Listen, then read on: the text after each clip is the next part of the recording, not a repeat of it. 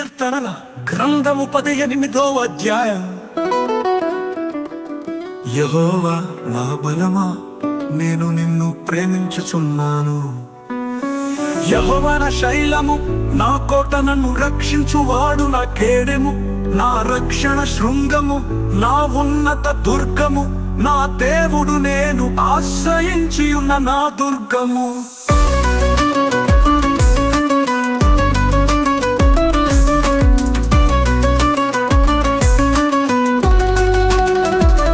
కీర్తనీయుడైన యెహోవాకు నేను మొర్ర పెట్టగా, ఆయన నా శత్రువుల చేతిలో నుండి నన్ను రక్షించును. మరణ పాశములు నన్ను చుట్టుకొనగను, భక్తిహీనులు వరద పొలువలే నా మీద పడి బెదరింపగను.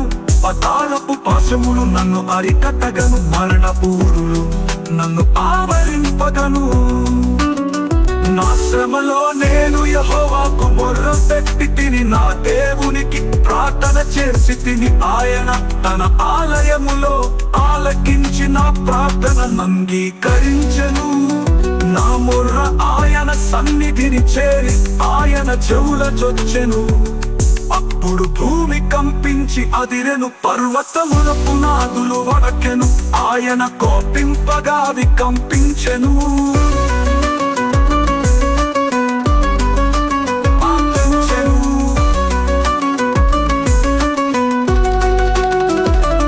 ఆయన నాసికారంధ్రముల నుండి పొగ పుట్టెను, ఆయన నోట నుండి అగ్ని వచ్చి దహించెను. నిప్పు కణములు రాజపెట్టెను, మేఘములకు వంచి ఆయన వచ్చెను. ఆయన పాదముల క్రింద గాఢాంధకారము కమ్మి ఉండెను.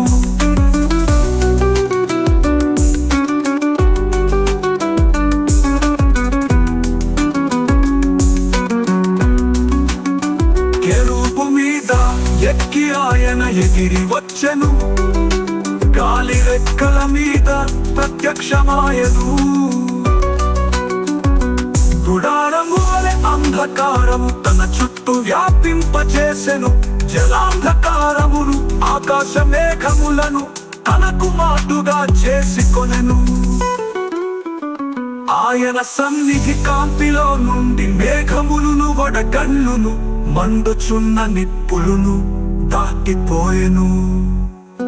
యెహోవా ఆకాశమందు గర్జన చేసెను, సర్వోన్నతుడు తన ఉరుము ధ్వని పుట్టించెను.